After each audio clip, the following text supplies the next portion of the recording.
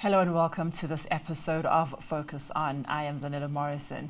While South Africa navigates its industrial and economic landscape under the new tariff increases, manufacturing remains a key sector with significant potential for growth and transformation. Within the space, many companies are contributing in a variety of ways, whether through production, job creation, or in the efforts to promote sustainability across the country. So today we're taking a closer look at the role of manufacturing in South Africa and how companies like iSanti Glass are positioning themselves within the evolving environment. Joining me in studio for this conversation is CEO of iSanti Glass, Pieter de Plessis, and we also have the Executive Sales and Marketing, and that is Ronald Kara. Thank you so much for joining me today. And as I positioned earlier on, the South African landscape and the global landscape is evolving quite vast, and also evolving in such a way that from a South African perspective, we are needing to position ourselves not only for local manufacturing product, but really to position ourselves to respond to the global requirements. So I think for me, it's quite interesting that we now look at glass. Always has been important. Has this been a new opportunity that you are finding that required iSanti Glass to step in? That was in 2020, hey Peter? Yes. Okay, so what fell into place that you were able to take this particular spot? I think, thank you, Zanelli, for having us, and it's great to be here.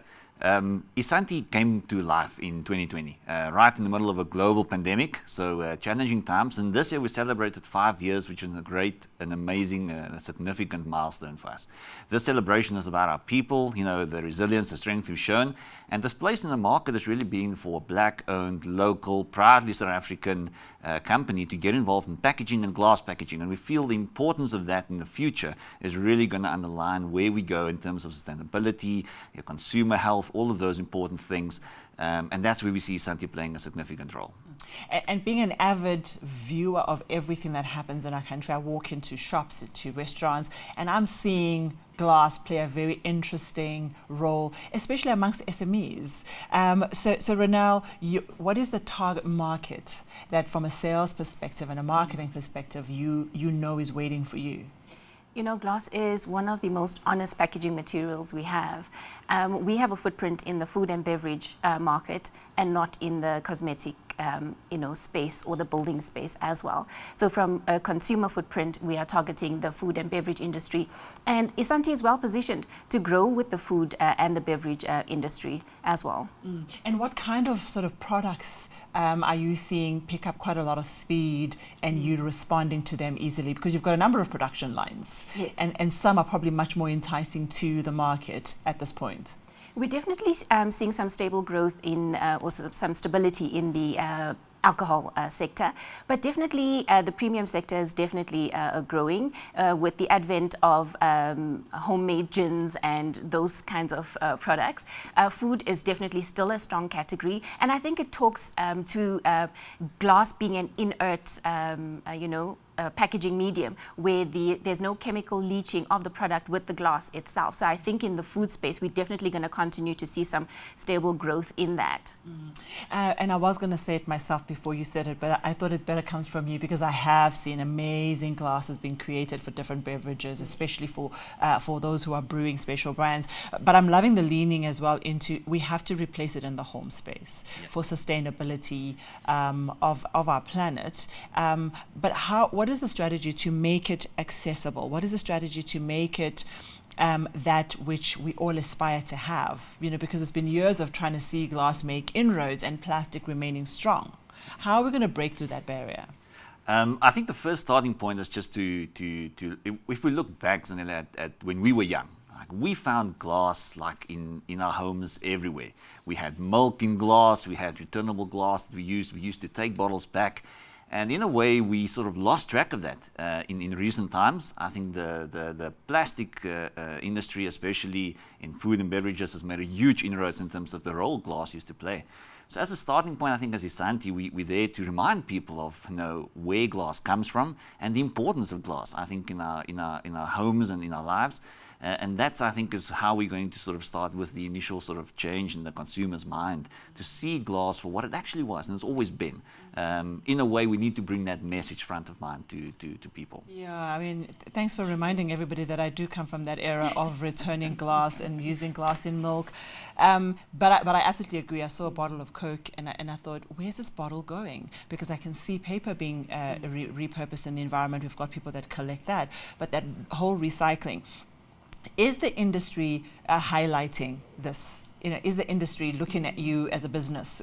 What institutions are saying and recognizing the efforts that you are putting into place for changing the game back, if I could put it that way? Zanele, glass is definitely going to continue to play that lead role in the conversation around sustainability. And we already have a lead start when it comes to glass because of its made up of natural raw materials. So we have a head start there. But in terms of the circular economy space, glass is definitely going to lead the conversation. And for us as a business at iSanti Glass, I mean, using what we call cullet, but it's recycled glass back in our production, allows us to reduce our energy consumption as well. So it's really critical for us. Most of our glass has at least 50% recycled content in it. So I think there with glass in itself, we already have a head start. So from an ESG perspective, we definitely are leading the conversation from a glass packaging perspective. And I can see with a number of the awards that you are getting for in that sector. So interesting, 50%, that's huge, right? It's really huge, especially from the start. But Peter, what is the value chain and the cost of the recycling and then the cost of integrating that with new glass and integrating product? Because you've still got to run a profitable entity. Are the numbers adding up? So it's definitely, it makes sense, financial sense to recycle and to reuse glass. It's the only packaging that's infinitely recyclable. So wherever you have a very old glass bottle or a brand, a new one, you can take that exact same product and make brand new glass from that. So I think that's the amazing part of glass. And from a financial perspective, it definitely does make sense for us to do it in that way. But it's more than that. It's not about only the financial side. I think it's critically important, but it's about getting our economy, our society back to the point where, like Ronald said, the whole consciousness about sustainability, about reuse, recycle, the whole circular economy. These are all concepts that I'm very happy to see come through in more conversations, even at consumer level, but also at government level. We talk about how government's also focusing on how do we improve from a sustainability perspective, legislation-wise around extended producer responsibility. So these things are all contributing, I think, back to a society where we can really reuse glass. I think that opportunity it's really amazing for us as iSanti. But the question is, I want to go back and say, does it make money sense? Is somebody who's collecting glass making a little bit of money?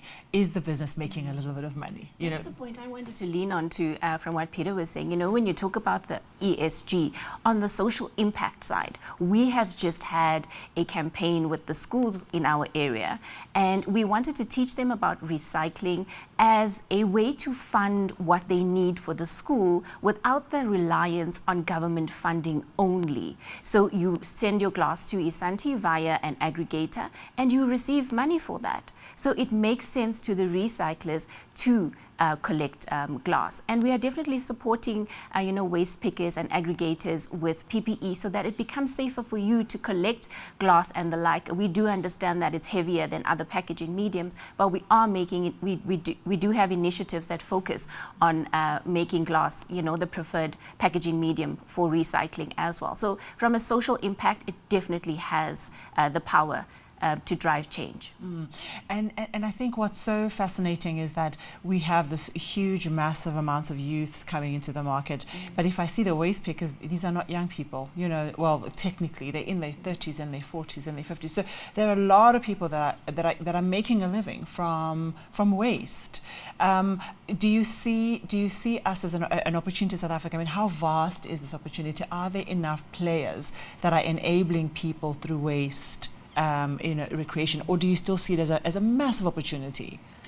I think there's still a big opportunity. If we look at the numbers and statistics, there's a lot of glass that goes to landfill sites, and that's really what we want to avoid ultimately.